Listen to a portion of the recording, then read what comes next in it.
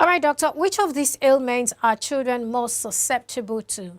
Thank you, Perpetua, for that question. Now, I mentioned earlier that around this early this month, the National Malaria Elimination Program started what we call SMC, seasonal malaria chemotherapy, because we all know that there's going to be more mosquito breeding in the community.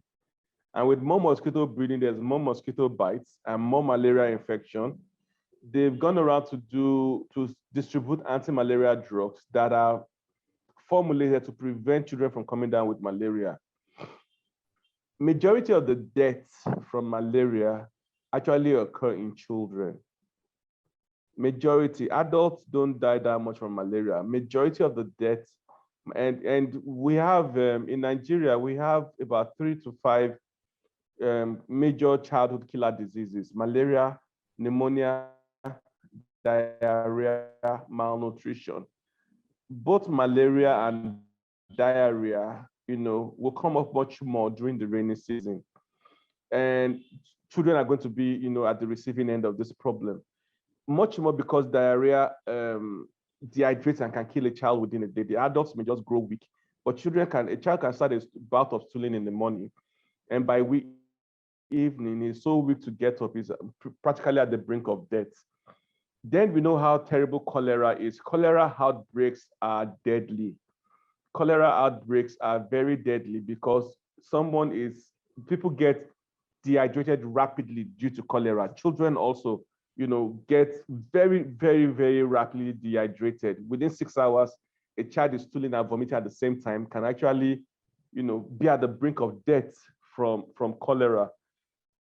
So we have all these issues, and the children are actually at the receiving end much more than adults. Adults will easily survive a bout of food poisoning much more than children. And that is where the responsibility of parents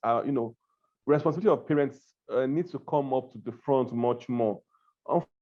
Unfortunately, most of these children are from low-income homes where the parents are just largely ignorant or can't be bothered about those things because they are trying to make ends meet to provide the basic needs of food, shelter, and clothing for the children. So it's really an unfortunate situation, and the problem can't just be solved at that level.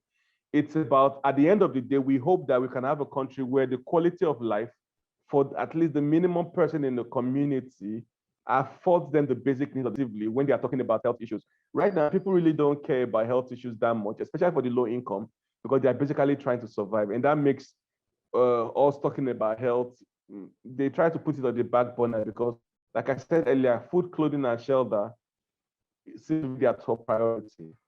Okay, doctor, let me come in here. Talking about food, it seems a lot of the things we've been talking about today, revolves around food, revolve around hygiene and all of that. So what are the healthy food choices we need to make? Okay, when you talk about healthy food choices, I think the more important thing is how the food can be handled. For example, salad is a very healthy food choice. However, because we don't practically cook salad, it's actually one of the frequent sources of gastrointestinal tract. And so you advise people that, look, if you're going to wash your fruits, wash it under a running tap. Some people advise that they use put some vinegar in the water and wash their fruits with it and make sure they handle it very healthy. So the question is not really about I'm eating healthy. The question is about am I handling that food in a healthy way? Has that food been properly handled? As much as possible, avoid eating outside, especially when you are not comfortable with the caterer's behavior on how they seem to, handle their food or how they distribute their meals, especially if the food is cold. That's a big no-no. If the food is warm, or some caterers have a setting where while they are serving, the food is still warm, the food is hot, there's a lesser chance you'll get problem with those meals.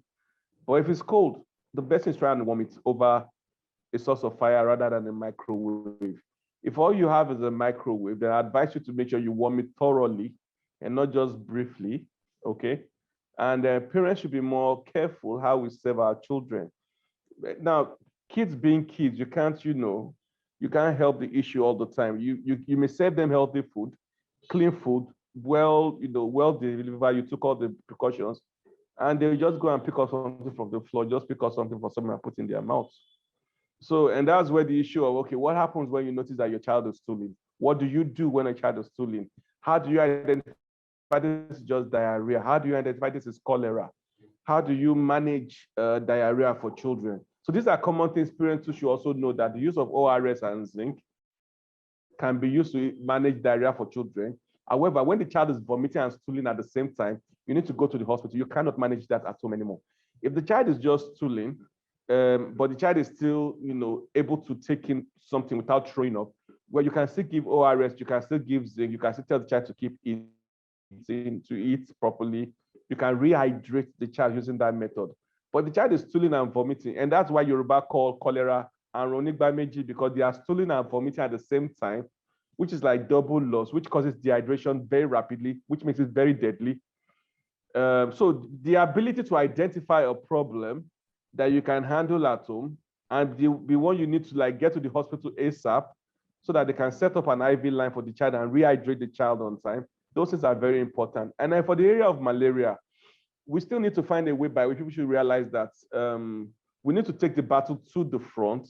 We can't just be doing insecticide-treated nets and doing insecticides and preventing. We need to clear our environment. People should meet in their streets and clear puddles of water, clear blocked drainages, and make sure that mosquitoes are not breeding around the community, around their streets. Mosquitoes are not from heaven. They grow up around us. Okay, so it's a community failure. It's a public health failure that we have mosquitoes in our community. It's something we can eradicate if you put efforts together at the community level, and stop letting these mosquitoes constitute the public health hazard that they currently are. So basically, these are the things we need to do as parents and as community leaders to make sure that we don't lose kids to these deadly diseases. Well, I must thank you, Doctor, for enlightening us today. But just before you go, being a public health practitioner, I'm sure there are certain things you'd like to share with us, with parents, caregivers, and all of people in that category. Please go ahead and share with us. Well, overall, I think what I want to share was the last thing I mentioned earlier. From my experience in public health and from my experience even in clinical practice before I moved to public health, I think we need to begin to have a commonwealth approach to our healthcare issues, a preventive approach and a commonwealth approach. People should begin to go to the hospital, not because they are sick, but because they do not want to be sick.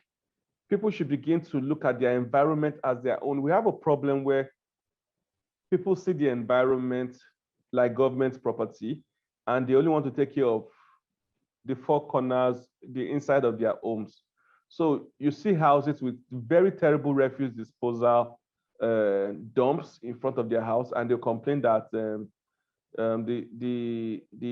refuse guys did not come and pack it. Whereas the way they pack that thing in front is really, really messed up. And that gives room for rats to infest it. And Lassa fever, which is actually might be more prominent in this rainy season, which comes from rats and rodents.